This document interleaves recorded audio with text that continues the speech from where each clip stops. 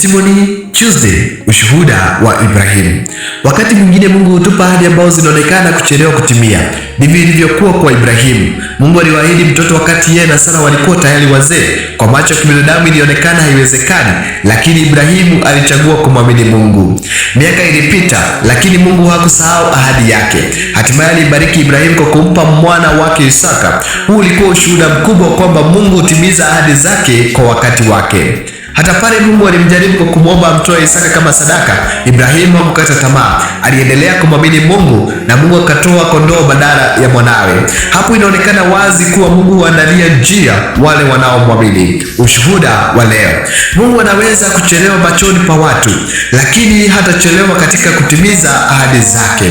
Mwanzo 15 mstari wa 6, Abrahamu akamwamini Bwana naye akahesabiwa jambo hilo kuwa haki. Kumbuka kuweka imani yako kwa Yesu. #Mungu wa Njoroge, #imani ya Ibrahimu.